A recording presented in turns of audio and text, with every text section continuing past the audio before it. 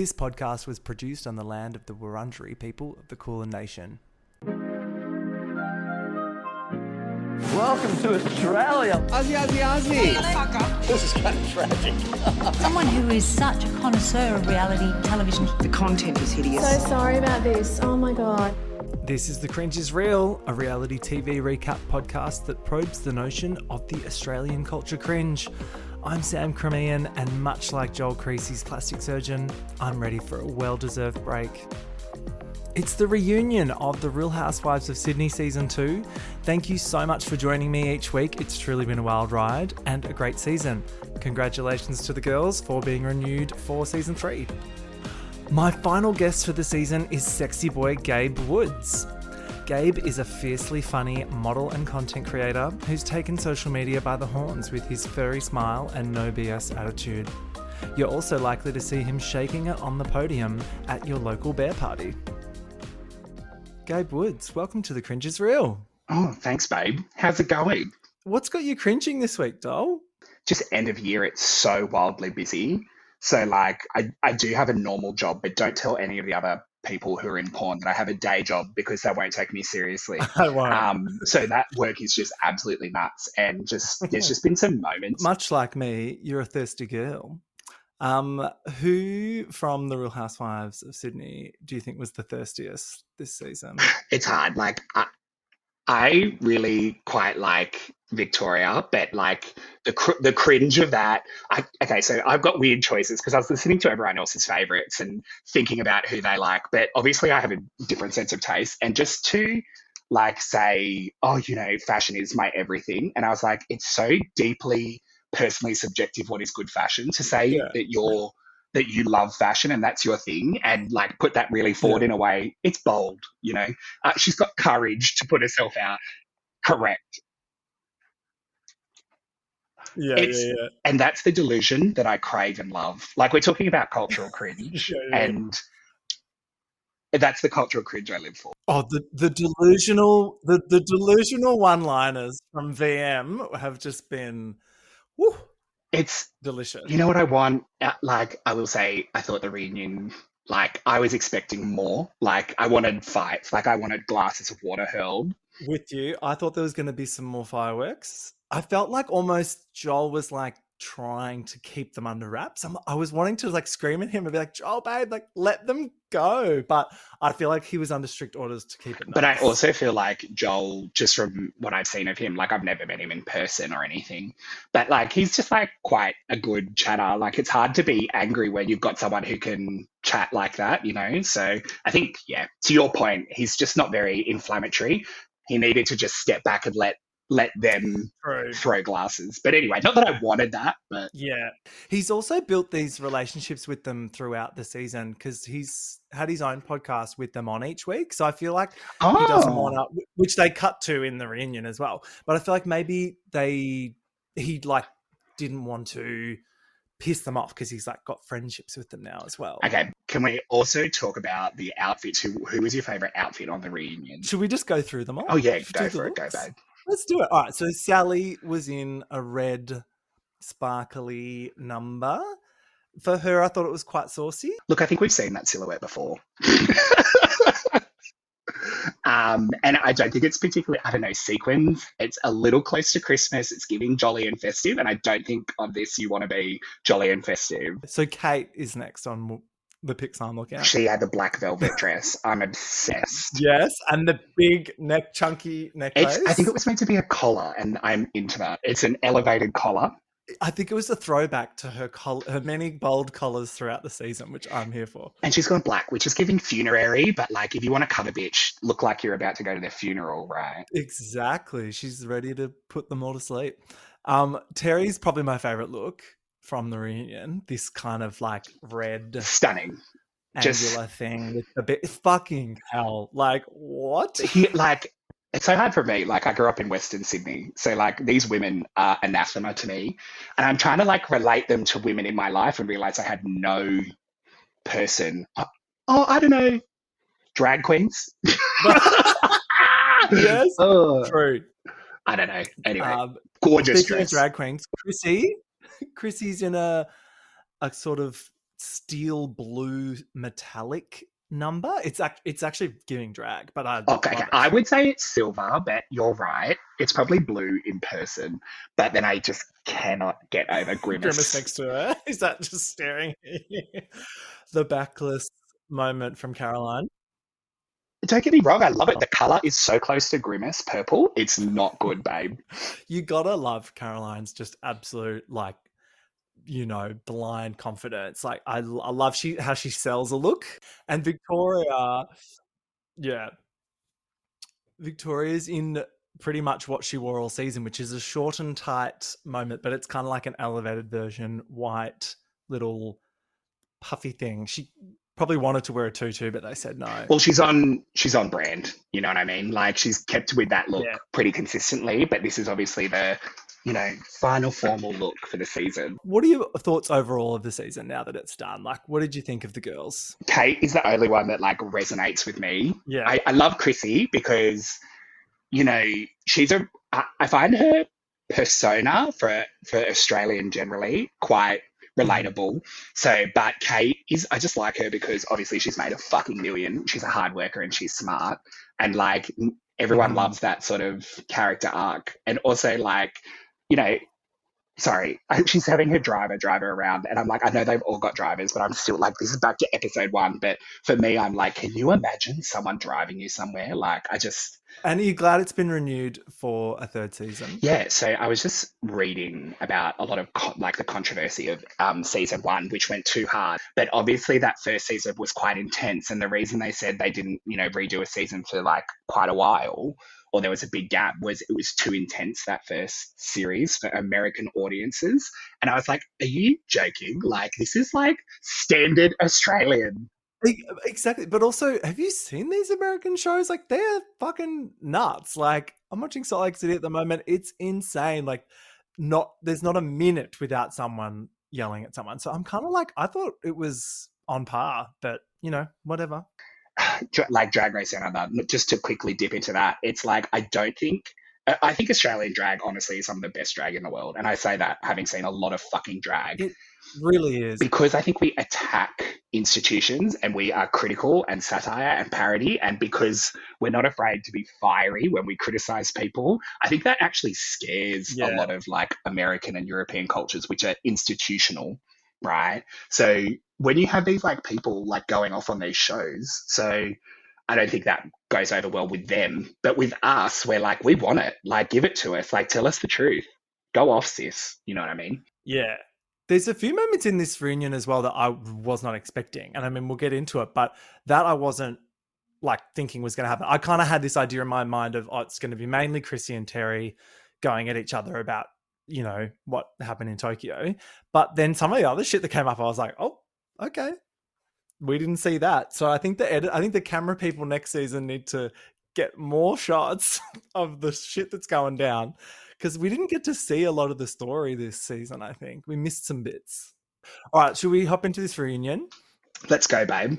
So it opens with some dramatic music. It's very like, dun, dun, dun, dun, dun, dun. It's like the start of Jaws almost, with the kind of drama we're getting set up for. And the cars pull up to the studio and they meet with Jonathan Moran. Do you know this homosexual? Never heard of him. He's a journo, and he's quizzing the ladies as they arrive. He's trying to assess their game plans, get their intentions for the day. And Chrissy's first. He asks, Chrissy, what do you want to get off your chest today? And she's like, large chest. She goes, a lot's gone on since filming's wrapped. There's a lot of tension amongst them. I bet you all I can hear in my head is the producers being like, hype it the fuck up, girls. Yeah. Well, it was smart having him there to kind of like wig them out almost. It was almost like, they get out of the car and they're already being like, prodded for questions. It was kind of fantastic. Absolutely. And then one of the best moments of the whole episode happens straight away, which we never get any reference to later on, which is when we're in the makeup room and they're all getting ready. And then out of nowhere, Kate's like, oh, shut the fuck up, Chrissy. Did you clock this bit at the very start? But it was like a microsecond, but it was like... quite it just wasn't, hinted. there wasn't substantial drama there. I don't think like that microsecond that they captured, in my mind, the psychology of it is, I reckon she was just under pressure. Like there was no like intense malice, but they had like put it in there deliberately to just like build into that hype at the start of the show.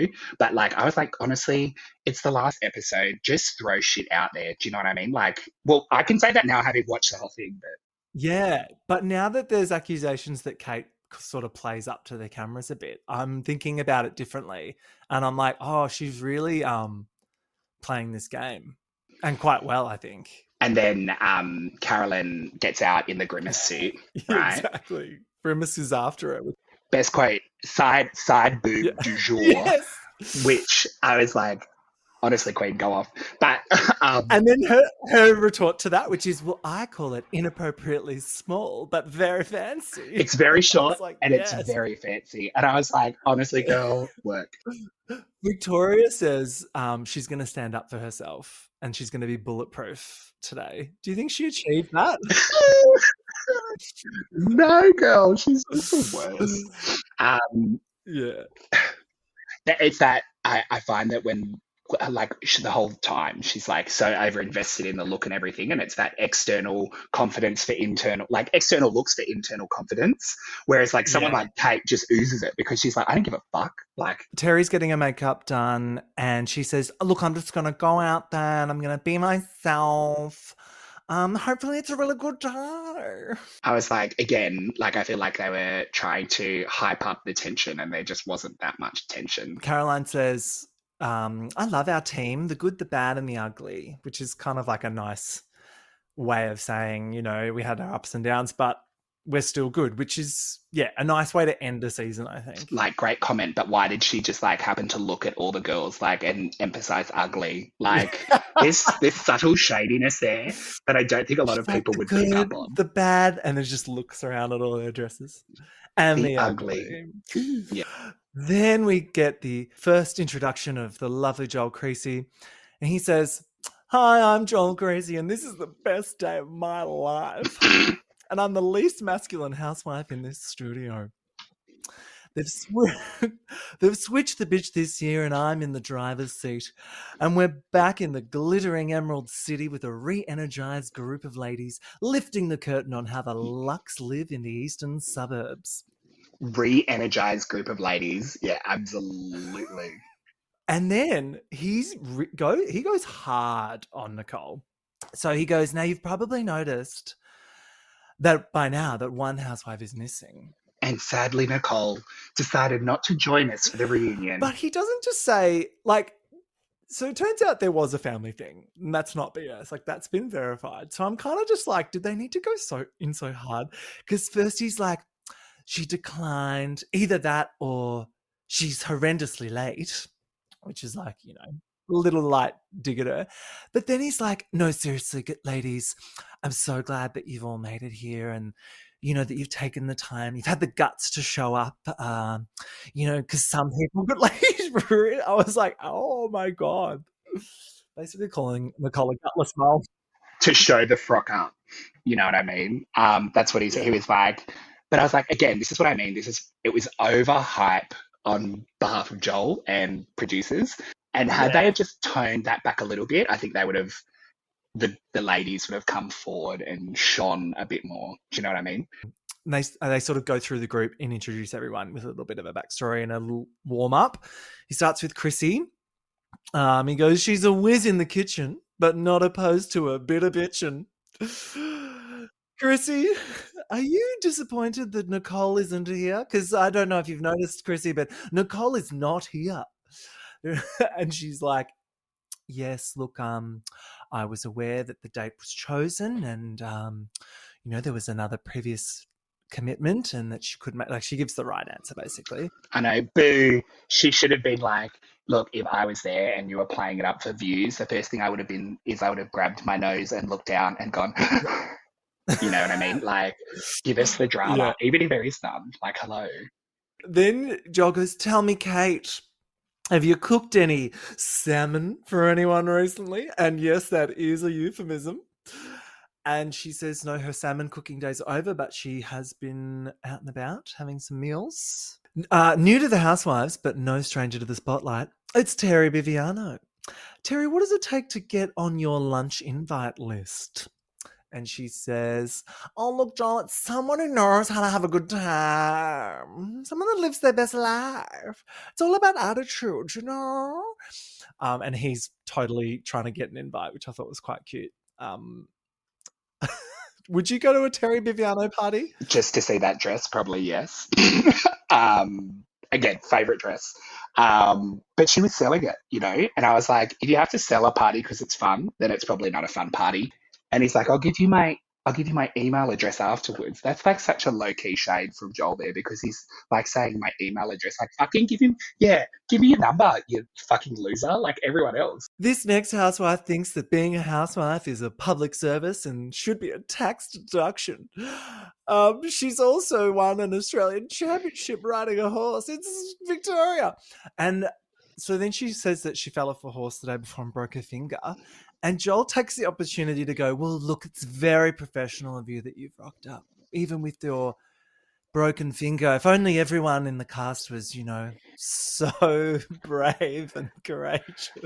Some of these things, I genuinely, like, either Joel Creasy is a genius and these small, like, little details are subtle digs, because they're having a little chuckle too, so surely he's playing it up being camp. So we do love Joel for that.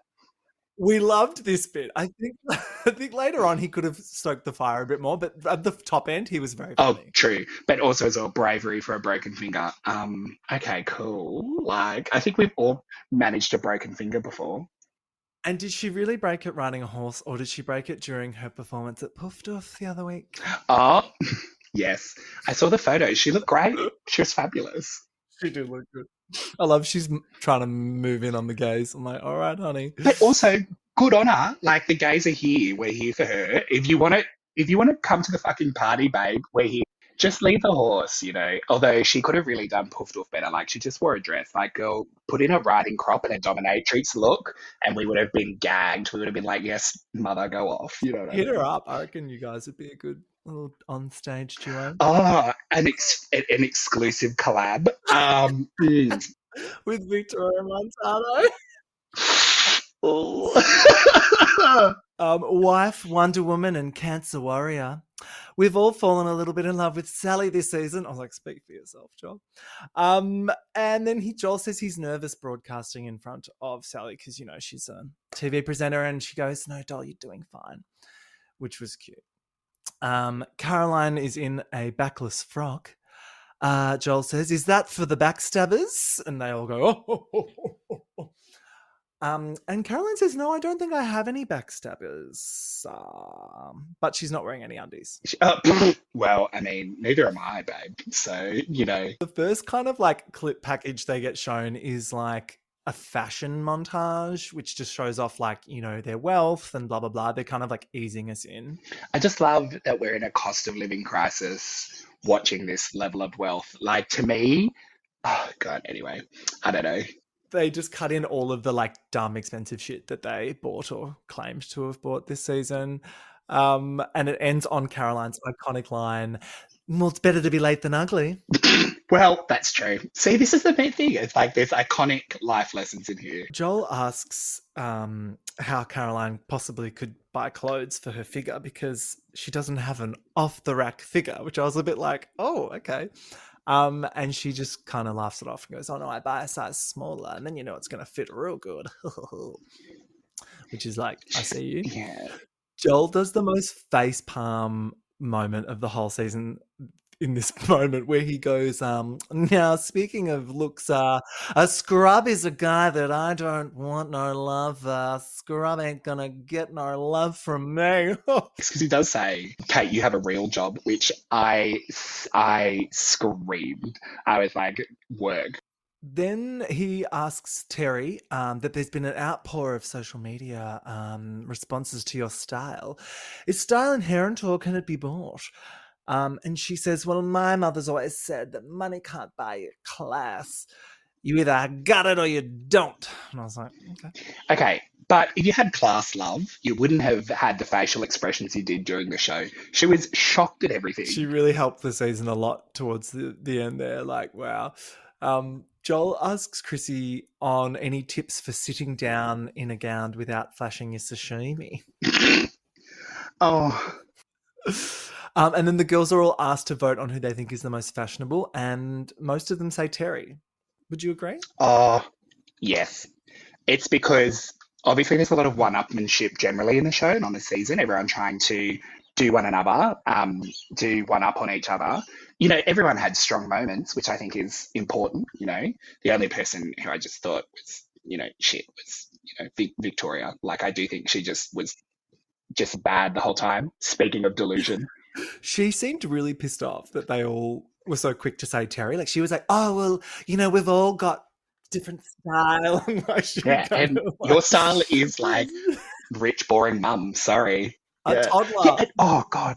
Also, I don't know. I'm sure this has just been beaten into me, but it's either legs or tits, right? Have one or the other, make a choice. Although we will see that Terry managed to do both exceptionally well. But I think that goes back to the whole design of the dress. It's got a beautiful long train, so it all balances and she looks stunning.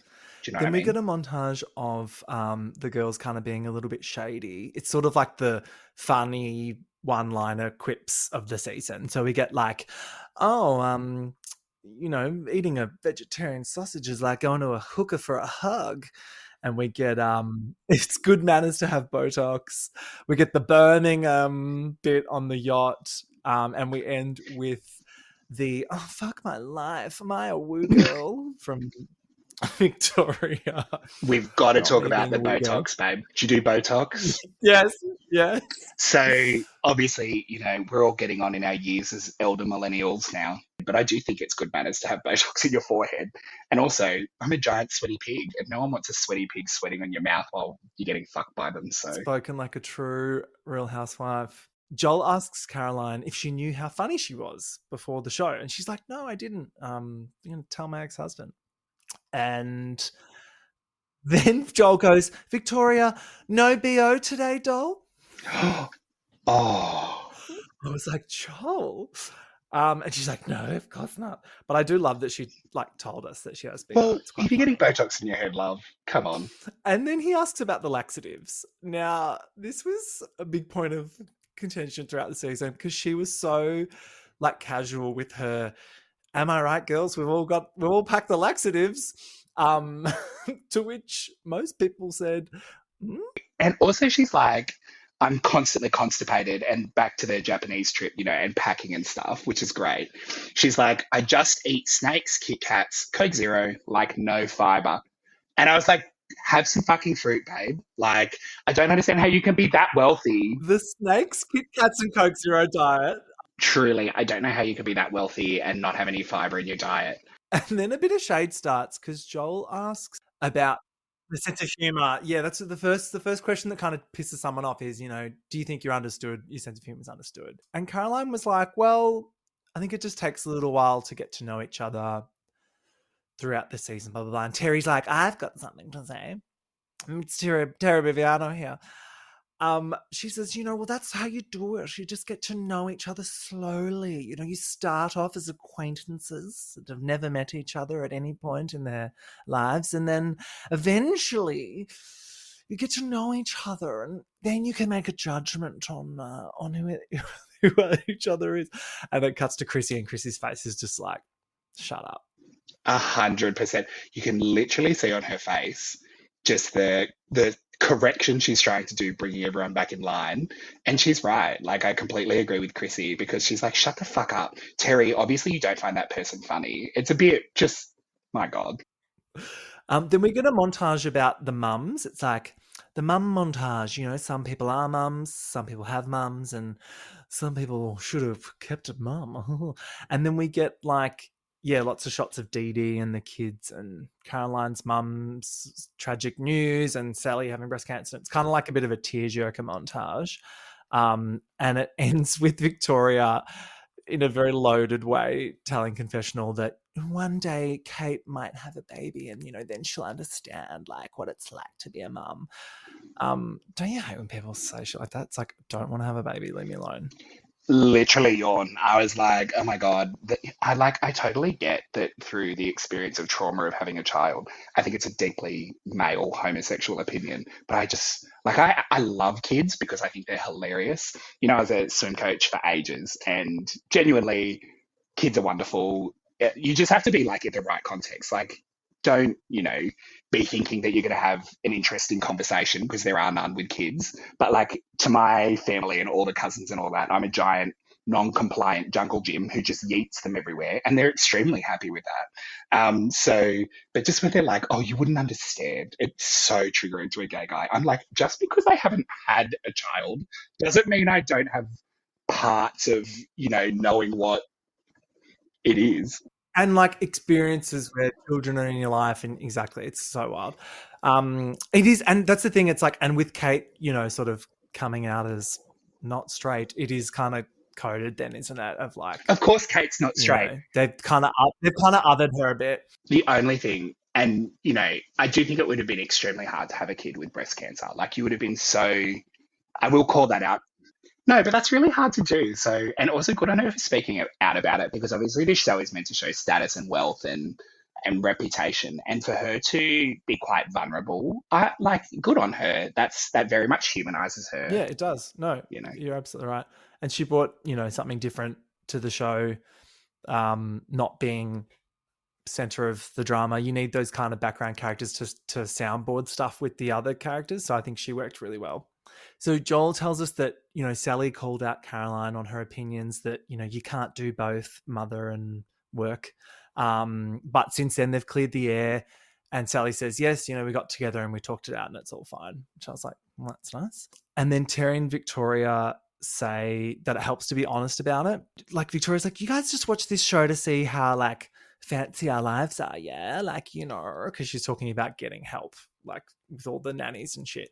And I'm like, do you really think that's why we're watching this show? Like, I'm here for the drama, but I mean, sure, your house is nice too. But like, I want the drama. Like, I do want the drag race moments where we're all gagged. But the fact that they're trying to say that that's all it's about, I'm like, no, it's not like an architectural digest show. I don't want to just see your nice things. Like, it's about personalities, it's about characters. Correct. Yeah. I want the contrast of smut and shit with highbrow marble staircases. You know what I mean?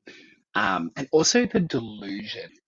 Because if I was on this show and the producers were like, we've got to have drama, I was like, babe, circuit party, someone's finished their baggie. The twink that we're all fighting, that the muscle bears are fighting over, turns out to be, in a relationship, in a throuple in Newtown. You know what I mean? Party drama. Oh, Real Housewives of Sydney. Oh, I would watch the shit out of this show. Can you imagine though, if it was a real gay husbands of Sydney or something? I would be with you in the middle. Instead of holding a peach or a diamond, it's just like a douche. They've tried to make shows like this. There was the A-list New York and the A-list Dallas, and neither of them took off. But I thought they were great. And then they tried to do it again recently in LA with fucking Todrick Hall. Oh, it was so bad. Yes. Because they're just not likable. No one on that show is likable. Oh, you've got to be a likable character. And that's what's really clever about this, because a lot of the stories that come out through the show actually humanize them. So we've got just enough like for these, women that we're happy to put up with the obscene level of wealth and luxury. The next montage we get is the one where, they want the drama to kick off. It's a montage about being close friends, but also having different opinions. It's like mostly positive at the start, showing them being cute with each other. And then it kind of moves to Chrissy with the onion comment. We get Chrissy's meltdown in Tokyo. Terry says, look, just because we're friends doesn't mean I have to agree with everything that she says and does. And Joel is like, ooh, girl, that was intense. And I loved every minute of it. And you can see they're all starting to get a bit fidgety now, bit nervous. Joel asks Kate about her friendship with Terry. which grew throughout the season. And she's like, yeah, it's been really good getting to know her, blah, blah, blah. And then Caroline's like, well, everyone has different intentions and different agendas, which are now more clear to me than before. And I'm like, oh. And this was the bit where I was genuinely like, what the fuck is Caroline talking about? And Joel's like, can I ask who you're talking about? And she goes, well, my penny drop moment was when the news came to me about my mum, and Kate V-lined for the cameras and she needed to be inserting herself into my storyline. I'm not okay. I'm actually not okay. And she's like really upset about it. But I'm like, wow, I had to go back and watch that scene. And it's not evident from the show, but I guess Caroline felt that. And so I'm kind of like, I don't know, I'm inclined to think there's something there. What do you think about all this? Oh, and then they go, let's wait a minute. I was like, no. Joel, like, jump on that. Like, fuel the flame a bit. Stoke the fire, girl. Like, we were right on the cusp of some serious, like, good stuff. And Joel did the classic faggy rollover and be like, let's take a minute. And I was like, girl, no, your job here is to stroke drama. I think it's maybe they were trying to be respectful because what Caroline was talking about involved her mum who's not well. So I feel like Joel was trying to just be like respectful of that. What do you think? Do you think Kate is really a camera hungry bitch and Caroline's calling her out? Or do you think Caroline's just like sensitive and like misinterpreted something? I don't know. What do you think? Look, regardless of whether someone's sensitive or not, and they're her, my personal view is always just say sorry. Like, if someone's just hurt, then the thing to do is just help them and be there for them. That's me, though. The next bit is Joel asking Terry if she'd do anything differently now that she's seen the show. And she kind of thinks about it and then she's like, well, I probably should have stayed out of that nonsense in the car, like the fur drama on the way to the sanctuaries, because it kind of spiraled, which I was like, yeah, fair. Joel tries to move this on as well. He's like, all right, we're done with the car situation, moving on. And Terry's like, wait a minute, Joel, I've still got more. And she's got more to say about it. And Terry and Victoria have a bit of a spat about integrity and being consistent, and you know, they're trying to pull each other up on like their play ups. Like no one wants to be the one to fold in this situation. Did you think Victoria did a good job? Because Terry's pretty tough. Yes. I never like came onto this show to be a woke vigilante is the line that helps, like, because I was like, yeah. She's like, I came on this show to show that I'm a vapid bitch from the eastern suburbs. I never said I was a woke warrior. I was kind of like, hey. Like, at least she's not lying, you know? But she wasn't, like, hiding that she was doing fur. Do you know what I mean?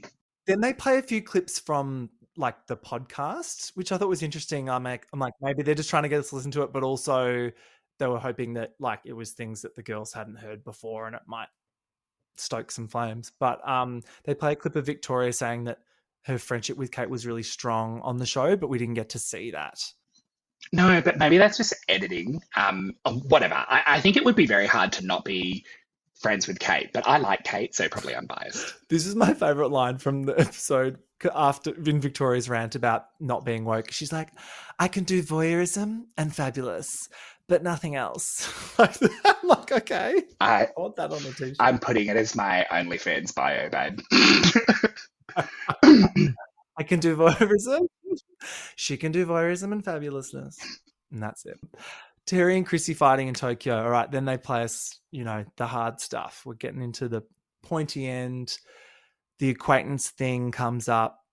Terry says, you know, she knows that the acquaintance thing hurt her, but that's the truth. So I'm like, wow, you are really just doubling down on this. And Victoria comes in hot, defending Chrissy and Nicole, saying, you know, babe, they're both really hurt. Like, can't you have a bit of sort of chill for them? That's just what I said. I was like, if you just hurt, see, this is why I would be terrible on this show. I was like, even if someone just said that's how they felt, I'd be like, I'm sorry. Yeah, handing out apologies is not a big deal for me. Like, I'm happy to do it. But some people, it's like they'd rather punch their eye out than fucking have to say the words. What is with that anyway? I know. And Caroline joins in too, saying that, you know, she can empathize because she would be really humiliated as well if someone claimed on television not to know her very well when she thought that they did. Terry doubles down and goes, I don't understand how I hurt her. Like, rewind the tapes. What happened to warrant that conversation? Like, she's really confused about it. I'm like, Terry, babe, you did say that you barely know the bitch. Like, I don't know. I feel like it was purposely designed to hurt her, but now she's kind of backpedaling. I know, but they were scrounging. I was like, come on, producers, you could have done some digging and really seeded some vicious rumors, like, you know, she only got rich because she, you know, fucked this guy or whatever. I was like, that's the drama we're here for. You know what I mean? My favorite bit in that scene was when Chrissy was like, I'll get some pictures up. And she gets out her iPhone and she's like scrolling back to find 20-year-old photos. I'm like, okay. As if that's evidence to substantiate the argument. Yeah. Yeah. Victoria's weighing in a lot on this, and Terry will not have it. She's like, you weren't there, because Victoria did not go on the girls' trip to Tokyo. So Terry's like, shut up. No, she didn't. You don't get to have an opinion about this, which I'm kind of like, true. But like, obviously she's seen the show, so she's still allowed to chime in. But watching that was fantastic. She's allowed to give her thoughts on relationship dynamics. Yeah. Like, Terry, you know, simmer down. Terry is quite like intimidating. Like, I would be quite intimidated by Terry, I think. In that dress, I would say nothing. I would be like, yeah, stand on my neck, mum. Trample me. It's so gorgeous. I'm obsessed with it. Anyway, Chrissy's dress just looks like a boiled potato. I'm sorry. I'm like... Chrissy's like, I don't do mean girl behavior. And Terry goes, well, darling, look in the mirror because you're the only mean girl I see. It's like, whoa. You won the show. Thank you. Chrissy is every single privileged, mean, rich girl from high school in one body. But also, I've had moments with those women from my experience in high school where I'm like, these people are great people too. You just got to be on the right side of the fence, you know? Yeah, exactly. They move it on and they play another clip from the podcast with Caroline talking about having different opinions and saying, you know, she's been crucified for having hers. And then Terry's like, well, I've been crucified for having mine and blah, blah, blah, blah. Joel says that Terry and Chrissy's friendship has lasted decades. And it took a trip to the Japanese fish market for it to truly go off. And there's a montage about the fish market thing. And this is kind of, you know, the Nicole drama of Lategate. You know, did she wait around? Blah, blah, blah. And there was that microsecond where the makeup artist ran in and fixed Terry's blush. I'm just here for it because, like, I cannot tell you how many times filming porn I've just wanted someone to run in and dab my forehead from dripping sweat into some twink's mouth. You know what I mean? BTS insights here on the Cringe is Real. Victoria chimes in and Terry keeps shutting it down because, you know, again, she wasn't there. And Terry maintains that she felt so blindsided. She felt really blindsided by the whole thing from Nicole. And she sort of maintains that she hasn't received a real apology. And then this is the thing. It's like, not only does she like take apologies so seriously, but like the way they're delivered is important as well. I'm like, okay. So she doesn't think she's got a proper one yet. She needs a true heartfelt, which is great for the producers because season 3 is ripe and ready to go because there's open files. 100 existing tension. They go on about this for a little while. I thought it was funny too. Terry uses the phone tower thing to back up her argument. She's like, look, Caroline thought she was somewhere else. She didn't even know where she was. So how could we have been meant to be in the same car? I'm like, Caroline doesn't know where she is right now. Like, it's not really an argument to have. She's not on a swing in front of that fucking infrared light. You know what I mean? She's totally dazed from that. Yeah, and Terry does slightly verge into victim mode. I notice she does this. It's her attack style. She'll like go hard and then retreat a little bit. And she's like, now she's salty about not having an apology. And she feels like Chrissy gave her a beating the day before. So it's no coincidence that she copped one from Nicole, the next day. So she kind of is hinting conspiracy there. So I'm looking forward to watching that play out as well. Yeah. And that's kind of it. The next part is they all go around and they all say a word to describe the season. Sally says spicy. Kate says passionate. Terry says emotional roller coaster. Victoria says sexy and fruity. Caroline says surprising. And Chrissy says elevating. And then Joel checks his phone and goes, just checking for a text from Nicole. Nope. No text. Well, you gave me a fucking email, you numbnuts. Anyway. And then they cheers with a T-bomb. They all say kampai, and that's it. What did you think? They've set us up for next season. I'm hooked. I want to know what's going to happen next. The next one is going to be so good because there's like all of this unresolved tension. We've learned about new stuff, and then of course because they've all watched it now, so they've all seen what they've said about each other in private. So it's perfect, ready, primed. Let's do it. I did not even think about that, and I was being a bitch about the dresses. Like genuinely, like everyone on that looks like 8 out of 10. Like I'm really having to pick between hairs here, except Chrissy with the baked potato dress. I just thought styling not quite right. Gabe, it's been such a pleasure. Oh my God, it was too much fun, and I'm wildly honoured. Thank you for having me. So good. Where can our listeners find you on the interwebs? At Gabe_Woods_II. And why it's 2, because that's how many times my Instagram account has been taken down for being so hot. It is too hot to handle. I can confirm that. See you, doll. Cheery love. Bye-bye. And that's a wrap for The Real Housewives of Sydney Season 2. Thanks for joining me, and a huge thank you to all of my guests who came to talk shit with me each week. I've had so much fun. I'm taking a short break for the holiday season, but we'll be back to recap each week of Australian Survivor Titans vs Rebels starting February 5th on 10 and 10 Play. In the meantime, keep an eye out on your feed for some special off-season episodes when me and a guest will be revisiting iconic past seasons of Australian reality shows. So make sure you're subscribed to the podcast app of your choice. Ciao for now.